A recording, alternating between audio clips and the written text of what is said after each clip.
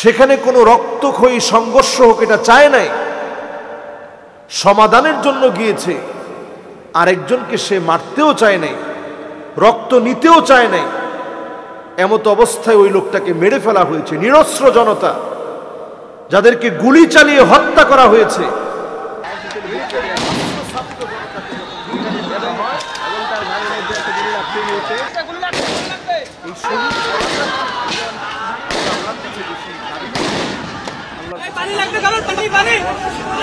লাগবে নাকি পানি কারো, লাগবে নাকি পানি, ফিরবে না আর মুগ্ধ ভাইয়া, বলবে না আর জানি। সাইদ ভাইয়ের বুকে ধুলি ভাই আমিন পরে, মাহারিয়ে খোকাকে তার যায় কলিজা পুরে। নবী করিম সাল্লাল্লাহু আলাইহি সাল্লাম স্পষ্ট হাদিসের ভিতরে বলেছেন, মান কুতিলা ফি সাবিলিল্লাহ ফাহুয়া শহীদ। যেই লোককে অন্যায়ভাবে আল্লাহর পথে শহীদ করে দেওয়া হলো, মেরে ফেলা হলো, ওই লোকটাকে শহীদ বলা যাবে। পেটের পীড়ায় যে মারা যাবে তাকে শহীদ বলা যাবে। পেটের পীড়ায় যে মারা যাবে তাকে শহীদ বলা যাবে। বাচ্চা প্রসব করতে গিয়ে যদি কোনো মহিলা মারা যায়, ওই মহিলাকে শহীদ বলা যাবে। এরপর শহীদ কারা? কোনো বিল্ডিং এর চাপায় পড়ে যদি কেউ মারা যায় তাহলে ওই লোকটাকে শহীদ বলা যাবে। আগুনে পুড়ে যদি কেউ মারা যায় ওই লোকটাকে শহীদ বলা যায়। যদি কেউ পানিতে ডুবে মারা যায়, পানিতে, ওই লোকটাকেও শহীদ বলা যায়। এই ক্যাটাগরিগুলি শহীদদের এই ক্যাটাগরিগুলোর পাশাপাশি নবী সাল্লাল্লাহু আলাইহি সাল্লাম হাদিসের ভিতরে বলেছেন, ওমান মাতা ফি সাবিলিল্লাহ ফাহুয়া শহীদ, ওমান মাতা ফি তাউন ফি শহীদ। করোনায় যদি কোনো ব্যক্তি মারা যায়, অথবা যদি আরো কোনো নতুন কোনো মহামারী এই পৃথিবীতে দেখা দেয়, এরকম যদি কোনো মহামারীতে কেউ মারা যায় তাহলে তাকেও শহীদ বলা যাবে। এরপর নবী সাল্লাল্লাহু আলাইহি সাল্লাম হাদিসের মধ্যে পরিষ্কার বলেছেন, ওমান কুতিলা দুনা আহলিহি ফাহুয়া শহীদ। এরপর নবী সাল্লাল্লাহু আলাইহি সাল্লাম বলছেন, ওমান কুতিলা দুনা দীনিহি ফাহুয়া শহীদ। পরিবারের পক্ষে লড়তে গিয়ে হক এবং নিজের পরিবারের অধিকার আদায় করার জন্য, নিজের অধিকার আদায় করার জন্য কেউ যদি লড়তে গিয়ে মারা যায়, ওই ব্যক্তিকে শহীদ বলা যাবে। নবীজি সাল্লাল্লাহু আলাইহি সাল্লাম এরপরে বলছেন, ওমান কুতিলা দুনা দামিহি ফাহুয়া শহীদ। এবং ওই ব্যক্তিকে শহীদ বলা যাবে যে রক্তপাত ঘটাতে যায় নাই, সেখানে কোনো রক্তক্ষয়ী সংঘর্ষ হোক এটা চায় নাই, সমাধানের জন্য গিয়েছে। আরেকজনকে সে মারতেও চায় নাই, রক্ত নিতেও চায় নাই। এমত অবস্থায় ওই লোকটাকে মেরে ফেলা হয়েছে। নিরস্ত্র জনতা যাদেরকে গুলি চালিয়ে হত্যা করা হয়েছে, এরকম নিরস্ত্র ছাত্র জনতাকে যখন গুলি করে মারা হয় তখন তাদেরকে শহীদ বলা যাবে। এই শহীদ বলাটার চাইতে আমরা আল্লাহর কাছে বেশি দাবি করি, আল্লাহর কাছে কামনা করি, আল্লাহর কাছে দোয়া করি। নবীজি সাল্লাল্লাহু আলাইহি সাল্লাম বলেছেন, ইউতি শহীদ সিত্তা খিসালিন ইনদা আউয়ালি কাতরাতিন মিন দামিহি। যাদের আত্মত্যাগ আর কোরবানিতে নতুন এক সূর্য উঠেছে, সেই মানুষগুলোকে আল্লাহ তাআলা যেন 6টা প্রতিদান দিয়ে দেন। 1 নম্বর প্রতিদান হচ্ছে আইয়ুকাফির আনহু, আল্লাহ তাআলা যেন মুছে দেন কুল্লা খাতিআ, সব গুনাহগুলো যেন আল্লাহ তাআলা মুছে দেন। ওয়ুরা মাকআদাহু ফিল জান্নাহ, জান্নাতে যেন আল্লাহ তাআলা তাদেরকে যেই প্রতিদান পাবে সেটা আল্লাহ তাআলা শহীদদেরকে দেখাতে থাকেন, এই যে তোমার জান্নাতের প্রতিদান। ওয়ুযাওয়াজু মাআ হুরিল আইন, ডাগর ডাগর চক্ষু বিশিষ্ট নারীদের সঙ্গে আল্লাহ রাব্বুল আলামিন হুরদের সঙ্গে বিবাহের ব্যবস্থা করবেন। এরপর শহীদদের প্রতিদান হচ্ছে ওয়ায়ুমানু মিন ফাজাইল আকবার, কিয়ামতের ভয়াবহ প্রলয়ঙ্কারী কষ্ট থেকে আল্লাহ তাআলা শহীদদেরকে হেফাজত করবে। ওয়ায়ুমানু মিন আযাবিল কবর, কবরের ভয়াবহতা থেকে আল্লাহ রাব্বুল আলামিন শহীদদেরকে হেফাজত করবে এবং শহীদদেরকে আল্লাহ রাব্বুল আলামিন সেদিন দাঁড় করাবেন তার ওই ড্রেসটা সহ। আমাদের এই ছাত্র আন্দোলনে যারা চলে গেলেন, নিরপরাধ ছাত্রদের উপরে গুলি চালানো হলো, যদি আল্লাহ রাব্বুল আলামিন তাদের শাহাদাত কবুল করেন, এই ড্রেসে আল্লাহ তাআলা উঠাবেন। শহীদ সেদিন রক্ত মাখা ড্রেস সহ আল্লাহর সামনে দাঁড়িয়ে বলবে, আয় আল্লাহ তাআলা, কোন কারণে ওয়ায়ুহাল্লা হুল্লাতাল ঈমান, ঈমানের রক্ত পরাই ড্রেস নিয়ে দাঁড়িয়ে যাবে, আল্লাহ কোন কারণে সেদিন আমাকে মারা হয়েছিল, কোন অপরাধে সেদিন আমাকে শহীদ করা হয়েছিল। সেদিন জালেমদের কাছ থেকে শহীদ প্রতিশোধ আদায় করে নেবে। এজন্য আমাদের এই মুক্তিকামী ছাত্র জনতা যে আন্দোলনের মধ্য দিয়ে আমরা নতুন একটা ইতিহাস তাদের দ্বারা পেয়েছি, সেই শহীদদেরকে আমরা স্মরণ করব দোয়ার মধ্য দিয়ে। আমরা এমন কিছু করব না যেটা তাদের জন্য কষ্টের কারণ হবে। দোয়া করার মধ্য দিয়ে তাদেরকে আমরা স্মরণ করব, আমরা দোয়ায় স্মরণ রাখব। এবং আমরা এখনই দেখতে পাচ্ছি সবাই তাদেরকে দোয়ায় স্মরণ রাখছে, দোয়ায় স্মরণ করছে। এটাই তাদের জন্য সবচেয়ে বড় প্রাপ্য। আমরা এই উজ্জীবিত যুবকগুলোকে আমরা স্মরণে রাখবো দোয়ার মধ্য দিয়ে, ইবাদত বন্দি করে তাদের জন্য দোয়া করব। আল্লাহ তাআলা তৌফিক দান করুক। যে রাস্তায় রাস্তায় এখন ইসলামিক ক্যালিগ্রাফি করা হচ্ছে, এটা কি ঠিক হচ্ছে? ইসলামিক ক্যালিগ্রাফি এটা ইসলামের একটা সৌন্দর্য। ইসলামের এই সৌন্দর্যকে যারা জায়গায় জায়গায় অঙ্কন করছে, তারা একদিকে সওয়াবের কাজ হচ্ছে নিশ্চয়ই, ইসলামকে তারা মানুষের কাছে রিপ্রেজেন্ট করছে। আমাদের একটা ক্যালিগ্রাফি কত সুন্দর হতে পারে, খত্তে নুসাক, খত্তে রোখা অথবা খত্তে কুফি। আমি উজবেকিস্তান গিয়েছিলাম, সেখানে দেখলাম একেবারে রাস্তায় রাস্তায় প্রত্যেকটা মসজিদে মসজিদে খত্তে কুফি এত চমৎকার করে অঙ্কিত। শত শত বছর আগের, 700-800 বছর আগের ক্যালিগ্রাফিগুলো এখনো পর্যন্ত তারা সংরক্ষণ করে রেখেছে। তো আমার দেশের এই নবজাগরণের সূচনায় আমরা দেখতে পাচ্ছি জায়গায় জায়গায় ক্যালিগ্রাফি লেখা হচ্ছে। এক্ষেত্রে ছোট্ট একটা পরামর্শ হচ্ছে, আমরা কোরআনুল কারীমের আয়াতকে লিখব না। যেমন কোরআনুল কারীমের আয়াতকে আপনি লিখলেন,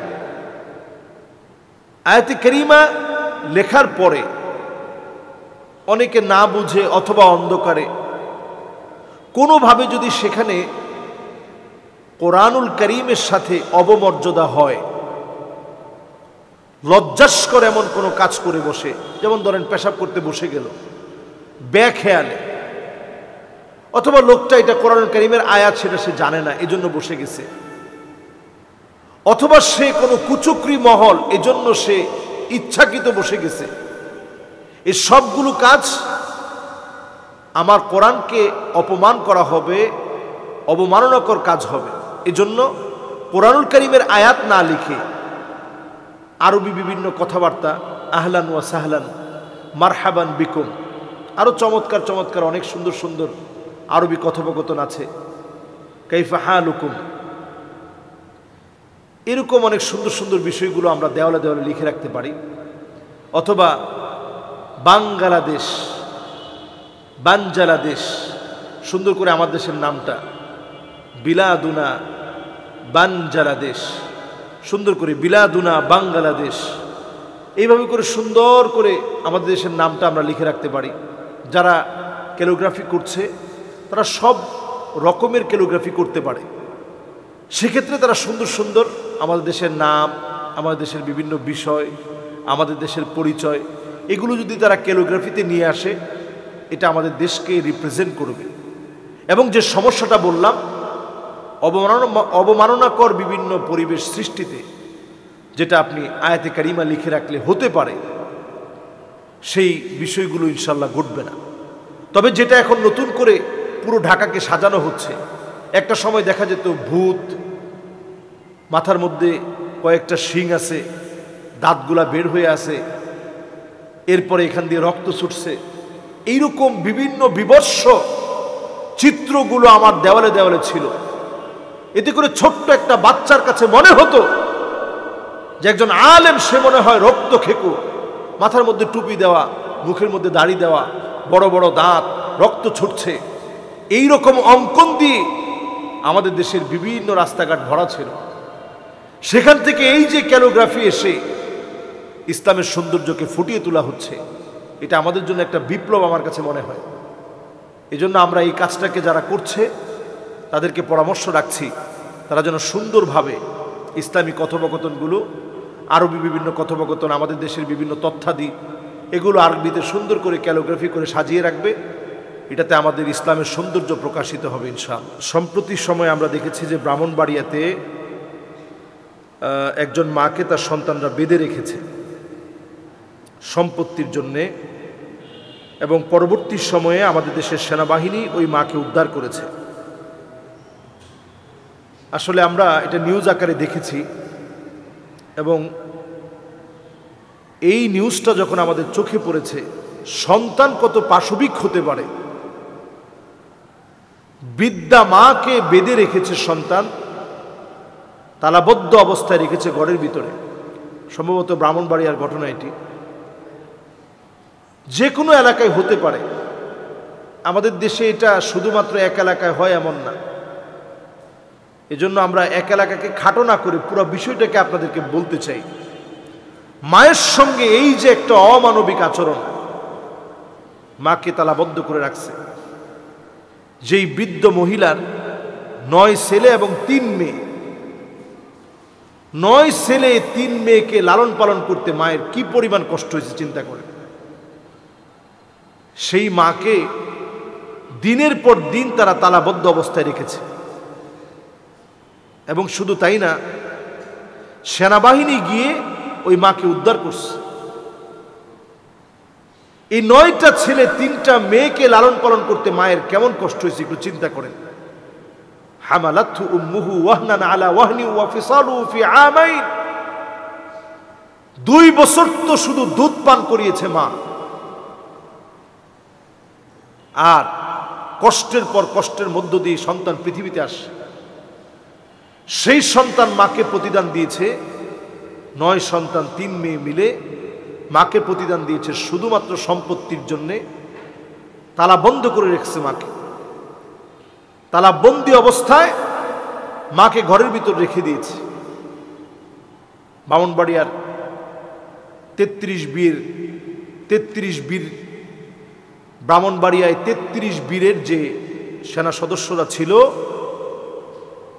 সেই ব্রাহ্মণবাড়িয়ার 33 বীরের সেনা সদস্যরা গোপন সংবাদের ভিত্তিতে গিয়ে এই মাকে উদ্ধার করেছে। একটু চিন্তা করেন, মায়ের সাথে আমাদের সম্পর্কের জায়গাটা কোন জায়গায়? হ্যাঁ, আপনি যদি সন্তান সন্ততি হিসাবে সম্পদ পাওনা হন, পিতামাতা দুনিয়া থেকে চলে গেলে এই সম্পদ তো আপনিই পাবেন।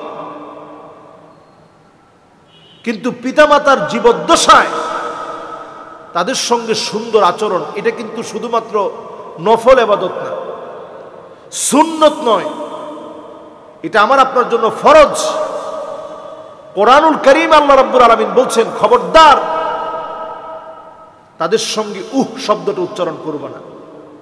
ওয়া কাদা রাব্বুকা আল্লা তা'বুদু ইল্লা ইয়্যাহ ওয়া বিল ওয়ালিদাইনি ইহসানা ইম্মা ইয়াবলুগান্না ইনদাকাল কিবার আহাদুহুমা আও কিলাহুমা ফালা তাকুল লাহুমা উফ। পিতামাতা যখন বৃদ্ধ হয়ে যায়, শব্দটা উচ্চারণ করা যাবে না। সেখানে শিকলে বেঁধে রাখা হচ্ছে, তালাবদ্ধ অবস্থায় মাকে ঘরের ভিতরে আটকে রাখা হচ্ছে। আমাদের দেশের প্রশাসন সব বিষয়ে এখন যেভাবে নজর রাখছে, সেইখানে আমি এই কথাটা পরিষ্কার বলতে চাই, পিতামাতার হকের ব্যাপারে যেমন পিতামাতা আপনার কাছে যেমন হক পাও না, আপনিও ছোটবেলা থেকে কিছু হক মা বাবার কাছে পাও না। ছোটবেলা থেকে মা বাপ আপনাকে কিছু বিষয় শিখাবে। 1 নাম্বার, আপনার বাপ আপনার জন্য নেককার একজন মা পছন্দ করবে, যে গর্ভ থেকে সন্তান আসবে নেককার। 2 নাম্বার কাজ হচ্ছে সন্তান জন্ম লাভের পর সুন্দর একটা নাম রাখবে। 3 নাম্বার বিষয় হচ্ছে সন্তানকে ছোটবেলাতেই আল্লাহ রাব্বুল আলামিনের পরিচয় শিখাবে, বোঝাবে, জানাবে, এগুলো সন্তান হিসেবে ছোটবেলা থেকে অধিকার। এই অধিকারগুলো যখন আপনি দিবেন না, সন্তান বড় ভয়াবহ হয়ে যাবে। আমরা তো এমনও দৃশ্য দেখেছি যে মায়ের গায়ে সন্তান কেরাসিন ঢেলে দিয়ে আগুন ধরিয়ে দিয়েছে, বাপের গায়ে আগুন ধরিয়ে দিয়েছে, ছুরি দিয়ে মা বাপকে হত্যা করে ফেলেছে। নবী সাল্লাল্লাহু আলাইহি সাল্লাম বলছেন, লা তাকুমুস সাআহ, ততদিন পর্যন্ত এই পৃথিবী শেষ হবে না, হাত্তা ইয়াকতুলা জারাহু আখাহু ওয়া আবাহু, নিজের মা বাপকে সন্তান হত্যা করে ফেলবে, প্রতিবেশীকে সন্তান মেরে ফেলবে, নিজের আপন ভাইকে হত্যা করে ফেলবে। এই ভয়াবহতা এখন আমাদের মধ্যে ছড়িয়ে যাচ্ছে। কেন? কারণ আমরা আমাদের সন্তানদেরকে দ্বীনি শিক্ষা দিচ্ছি না। সন্তানদেরকে ছোটবেলা থেকেই দ্বীনি শিক্ষা দেওয়া প্রয়োজন। আবার মা বাপ হিসেবে তাদের প্রতি আমাদের যে দায়িত্বভার রয়েছে, এই দায়িত্বভারগুলো আদায় করা, এটাও আমাদের দায়িত্ব। আবার সন্তান হিসেবে মা বাপের উপরে সুন্দর আচরণ করা, এটা আমাদের জন্য আবশ্যক। সন্তান হিসেবে মা বাবার সাথে সুন্দর আচরণ করতেই হবে। এই সন্তানরা যে কাজটা করেছে, মায়ের কাছে এখন সেনাবাহিনীরা যখন আটকে ফেলেছে, তখন মায়ের কাছে ক্ষমা চেয়েছে। দেখুন, মায়ের মন তো এমন হয়, ক্ষমা চাইতে দেরি। 9 ভাই মিলে ভুল করেছে, 3 মেয়ে মিলে ভুল করেছে, মায়ের কাছে ক্ষমা চাইতে দেরি, মা কিন্তু মাফ করতে দেরি করে না। এ হচ্ছে মায়ের মন। এজন্য প্রত্যেক সন্তানদের দায়িত্ব আছে। সন্তান হিসেবে প্রতিনিয়ত মা বাবার খবর নেন। তারা যখন বৃদ্ধ অবস্থায় আছে, কি লাগবে কি লাগবে বারবার বলতে থাকেন, আম্মা দোয়া করবেন, আব্বা দোয়া করবেন। এটা আপনার জীবনের সফলতার চাবিকাঠি হয়ে যেতে পারে। এই জীবনে সে তত বড় সফল যে পিতামাতার সাথে যত বেশি সুন্দর আচরণ করে। এই জীবনে সে তত বেশি সফল যে পিতামাতার কাছ থেকে বেশি দোয়া নিতে পারে। আল্লাহ আমাদেরকে তৌফিক দান করুন। বলেছেন যে অমুসলিমদের উপর জুলুম করলে কিয়ামতের বিচার হবে কিনা। বিসমিল্লাহ, আলহামদুলিল্লাহ, ওয়াসসালাতু ওয়াসসালামু আলা রাসূলিল্লাহ ওয়া বা'দ। খুবই গুরুত্বপূর্ণ একটি বিষয়। অমুসলিমদের উপরে জুলুম করলে এর বিচার হবে কিনা। অবশ্যই এর বিচার হবে। অমুসলিমদের উপরে আপনি জুলম করতে পারবেন না অন্যায়ভাবে। অমুসলিমদের উপরে অন্যায়ভাবে কোনো জুলুম করা যাবে না। নবীজি সাল্লাল্লাহু আলাইহি সাল্লাম অমুসলিমদের উপরে অন্যায়ভাবে জুলুম করেন নাই। মক্কা বিজয়ের পর ইচ্ছে করলেই নবীজি সাল্লাল্লাহু আলাইহি সাল্লাম কচু কাটা করতে পারতেন। নবীজি সাল্লাল্লাহু আলাইহি সাল্লাম তা করেননি। লা তাসরিবা আলাইকুমুল ইয়াউম আনতুমুত তুলাকা। নবীজি সাল্লাল্লাহু আলাইহি সাল্লাম বলেছিলেন যে আজকে কোনো প্রতিশোধ নেই।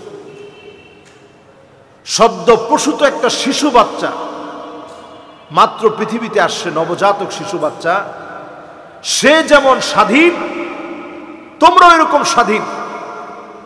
আল্লাহর নবী সাল্লাল্লাহু আলাইহি সাল্লাম এতটা মানুষকে গুরুত্ব দিতেন, মানুষের হককে এত বেশি গুরুত্ব দিতেন, মানুষের হককে নবীজি সাল্লাল্লাহু আলাইহি সাল্লাম এত বেশি হাইলাইটস করতেন। নবীজি সাল্লাল্লাহু আলাইহি সাল্লাম মানুষের হকটাকে এত বেশি দাম দিতেন। নবীজি সাল্লাল্লাহু আলাইহি সাল্লাম অমুসলিমদের সঙ্গে কি আচরণ হবে সে আচরণের ব্যাপারে নবীজি সাল্লাল্লাহু আলাইহি সাল্লাম আমাদেরকে শিখিয়ে গেছেন।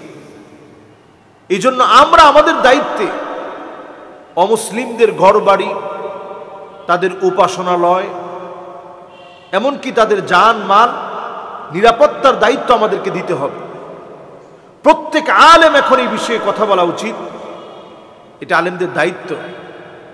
কোনোভাবে যেন অমুসলিমদের উপরে, সংখ্যালঘুদের উপরে কোনো আঘাত যেন না আসে। আমাদের বাংলাদেশের গর্ব ডক্টর আফম খালেদ সাহেব এখন যেই তো ধর্ম বিষয়ক দায়িত্বটা তিনি পালন করছেন,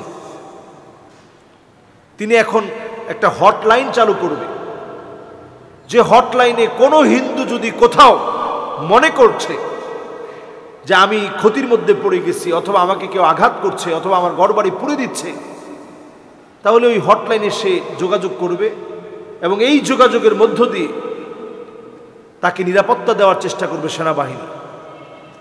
এটা যদি আমি মুসলিম হিসাবে দায়িত্ব নিয়ে নিই যে আমি কারো ঘরবাড়ি পুড়ব না, কারো উপরে জুলুম করব না, এটা মুসলমানের চরিত্র না।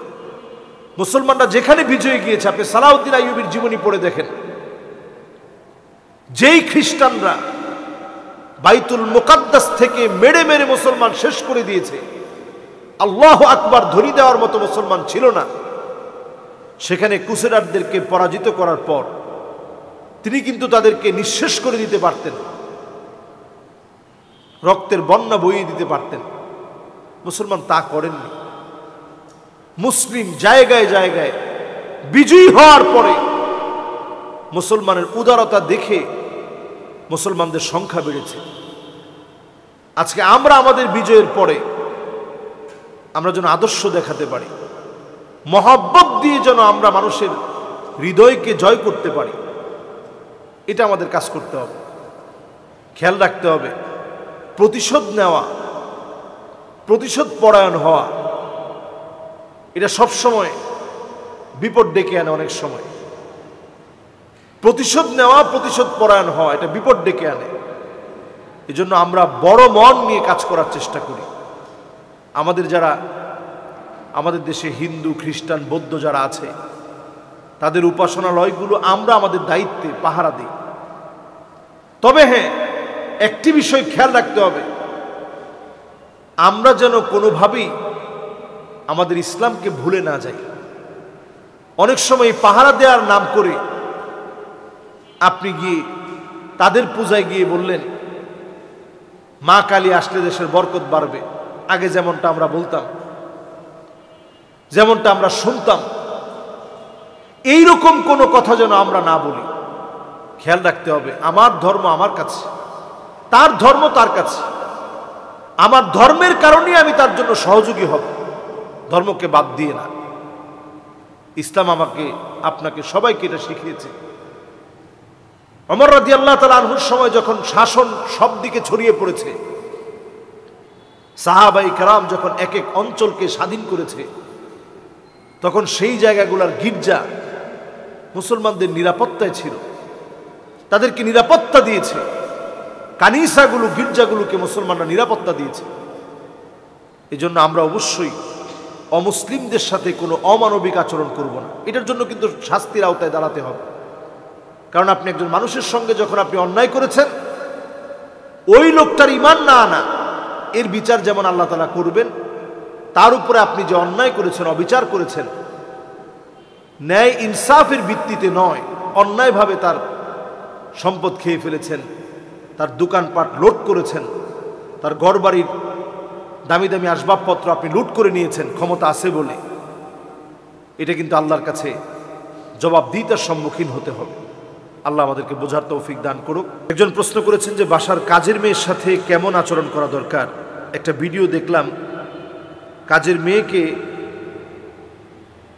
গাড়ির পিছনে করে নিয়ে যাওয়া হচ্ছে, এটাকে বলে ব্যাগ ডালা। এই ব্যাগ ডালায় নিয়ে যাওয়া হচ্ছে। এই ভিডিওটা আমারও চোখে পড়েছে, লাখ লাখ মানুষের চোখে পড়েছে, যে একটা কাজের মেয়েকে সিটের মধ্যে বসতে দেওয়া হয় না, ব্যাগ ডালাই করে নিয়ে যাওয়া হচ্ছে। এই যে আমাদের একটা বৈষম্য, কাজের মেয়েদেরকে মারধর করা, নির্যাতন করা, তাদের শরীরের মধ্যে গরম পানি ঢেলে দেয়া, ইস্তারি দিয়ে সেক দেয়া, খাবারের কষ্ট দেওয়া, সব খাবার সবাই খাওয়ার পর তাদেরকে যত সামান্য নষ্ট খাবারগুলো দেওয়া, ইসলাম কি বলে? এটা মারাত্মক জুলম। নবী করিম সাল্লাল্লাহু আলাইহি ওয়াসাল্লাম মানুষের অধিকারের ব্যাপারে এতটাই সচেতন ছিলেন। নবীজি সাল্লাল্লাহু আলাইহি সাল্লাম বলছেন, আতুল আজীর আজরাহু ক্বাবলা ইয়াজিফ আরাকাহ, ঘাম শুকানোর আগে শ্রমিকের অধিকার নিশ্চিত করো। নবীজি সাল্লাল্লাহু আলাইহি সাল্লাম এত আদর করতেন আনাস রাদিয়াল্লাহু তাআলা আনহুকে। 10টা বছর নবীজির খাদেম ছিলেন। একবারের জন্য নবীজি জিজ্ঞাসা করেন, আনাস এই কাজটা কেন তুমি করো নাই? 10 বছরে একবার নবীজি জিজ্ঞাসা করেন। এতটা রহম দিল ছিলেন আল্লাহর হাবিব সাল্লাল্লাহু আলাইহি ওয়াসাল্লাম। নবীজির কাছে বড় হয়েছে যায়েদ বিন হারিসা রাদিয়াল্লাহু তাআলা আনহু ওয়া আরদাহু। নবীজির পালক পুত্র বলা হতো ওনাকে। বাপ নিতে আসছে, বাপ বলছে আপনি এতদিন আমার সন্তানকে লালন পালন করলেন, আজকে আমি নিয়ে যাব, অনেক দিন পর সন্তানকে পেলাম, আর দেরি করব না, আজকে সন্তানকে নিয়ে যাব। নবীজি সাল্লাল্লাহু আলাইহি সাল্লাম বললেন কোনো অসুবিধা নাই, যায়েদ যেই ফয়সালা দিবে, যায়েদ যেই ফয়সালা দিবে সেটাই হবে। নবীজি সাল্লাল্লাহু আলাইহি সাল্লাম যায়েদকে প্রশ্ন করলেন, যায়েদ তোমার কি মতামত? তুমি কি তোমার বাবার সঙ্গে যাবে নাকি এখানে থাকবে? যায়েদ বিন হারিসা রাদিয়াল্লাহু তাআলা আনহু পরিষ্কার তিনি জানিয়ে দিলেন, আমি আমার মা বাবার সঙ্গে যেতে চাই না নবীজি, আমি আপনার সঙ্গে থাকতে চাই। নিজের মা বাপকে বাদ দিয়ে যায়েদ বিন হারিসা রাদিয়াল্লাহু তাআলা আনহু নবীজির সঙ্গে ছিলেন। নবীজি সাল্লাল্লাহু আলাইহি সাল্লাম এতটাই আদর মোহাব্বত দিয়ে যায়েদ বিন হারিসা রাদিয়াল্লাহু তাআলা আনহুকে রেখেছিলেন। আনাস রাদিয়াল্লাহু তাআলা আনহু 10 বছরের খাদেম ছিলেন। একবারের জন্য নবীজি বলেন নাই এই কাজটা কেন এইভাবে করলা, কেন করো নাই, এরকম কোনো প্রশ্ন করে নাই। আনাস রাদিয়াল্লাহু তাআলা ছোট্ট মানুষ ছিলেন, খেলার ছলে ভুলে গেলে নবীজি সাল্লাল্লাহু আলাইহি সাল্লাম মুচকি হাসি দিয়ে বিষয়টা উড়িয়ে দিতেন, এটি শাসন হয়ে যেত। আজকে আমরা কাজের মেয়েদের সঙ্গে যে অমানবিক আচরণ করি, কাজের মানুষ মানি আমার সোফায় সে বসতে পারবে না, এই যে মানসিক একটা বৈষম্য, কাজের মানুষ মানি সে আমার খাটে বসতে পারবে না, সে প্লেট ধুয়ে দিচ্ছে আপনি সেই প্লেটে খাচ্ছেন, সে কাপড় ধুয়ে দিচ্ছে সেই কাপড় আপনি পরছেন, সব আপনি তার ধুয়ে দেয়া কাপড়, তার ধুয়ে দেয়া প্লেট, তার রান্না বান্না করে দেওয়া খাবার আপনি খেতে পারতেছেন, কিন্তু সে আপনার সঙ্গে যাওয়ার সময় আপনার গাড়িতে তাকে একটা সিট দেওয়ার মতো মানসিকতা আপনার তৈরি হয় না, ব্যাগ ডালাতে তাকে আপনি বসায় নিচ্ছেন। এটা তো একটা ভিডিও আপনাদের চোখের সামনে প্রকাশিত হয়েছে। এরকম হাজারো নীরবে কাজের মানুষের উপর অত্যাচার করা হয়, এটা মারাত্মক ধরনের জুলম। নবীজি সাল্লাল্লাহু আলাইহি সাল্লাম শুধু এই বিষয়ে কথা বলেন নাই, নবীজি সাল্লাল্লাহু আলাইহি সাল্লাম এটাও বলেছেন, একটা উটের চোখে পানি দেখে নবীজি সাল্লাল্লাহু আলাইহি সাল্লাম বললেন, আহারে এই উটটাকে না খাইয়ে এত পরিমাণ তুমি কষ্ট দিচ্ছ, আফালা তাত্তাকিল্লাহ ফি হাযিহিল বাহিমা আল্লাতী মাল্লাকাকাল্লাহু ইয়াহ। এই উটের ব্যাপারে আল্লাহর কাছে কঠিন জবাব দেওয়া লাগবে, কেন তাকে তুমি খাবার দাওনি? একটা উটকে যদি আপনি কষ্ট দিয়ে যদি খাবার না দিয়ে জবাবদিহিতার কাঠগড়ায় দাঁড়াতে হয়, তাহলে একটা কাজের মানুষ, কাজের ছেলে, কাজের মেয়ে যাদেরকে আপনি কষ্ট দিচ্ছেন, খাবার দিচ্ছেন না, কি জবাব দিব আল্লাহর আদালতে? প্রত্যেকের এই প্রশ্নে আল্লাহর সামনে সেদিন দণ্ডায়মান হওয়া লাগবে যে তুমি তোমার অধীনস্থ যারা ছিল তাদের সঙ্গে তুমি কেমন আচরণ করেছো। নবীজি সাল্লাল্লাহু আলাইহি সাল্লাম বিদায় হজের ভাষণেও এই বিষয়ে আমাদেরকে গুরুত্ব দিয়ে বারবার তাকিদ দিয়েছেন।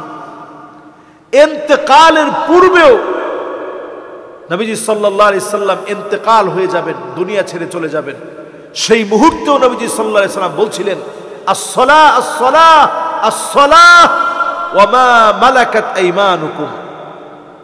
আমাদের হাত, যাদের দায়িত্ব আমাদের হাতে রয়েছে, অধীনস্থ যারা আমাদের হাতে, যাদের উপর আমাদের কর্তৃত্ব চলে, যাদেরকে আমরা অন্তত আমাদের কাজের জন্য রেখেছি, তাদের সঙ্গে সুবিচার করা, সুন্দর আচরণ করা, তাদের সঙ্গে ন্যায় ইনসাফ ভিত্তিক আচরণ করা, তাদের খাবার দেওয়া, ঠিকমতো বেতন দেওয়া, তাদের খবর নেওয়া। মাসের পর মাস চলে যায়, দারোয়ানের বেতন দেন না, খাবার দেন না, মাসের পর মাস চলে যায়, আপনার কোম্পানির বেতন ঠিক নেই, আপনি 5 ওয়াক্ত নামাজ পড়তেছেন একেবারে প্রথম কাতারে দাঁড়ায়া, আল্লাহর আদালতে জবাব দেওয়া লাগবে। এটা বান্দার হক। শহীদ হয়েও যদি কেউ মারা যায়, এরপরেও এই হকের ব্যাপারে আল্লাহ তাআলা জিজ্ঞাসা করবেন। এজন্য যে প্রশ্নটা এসেছে এটা আমাদের প্রত্যেকেরই নজরে পড়েছে। আল্লাহ তাআলা আমাদের প্রত্যেককে বুঝদান করুক, মানুষের সাথে মানবিক আচরণ করার তৌফিক আল্লাহ তাআলা দান করুক।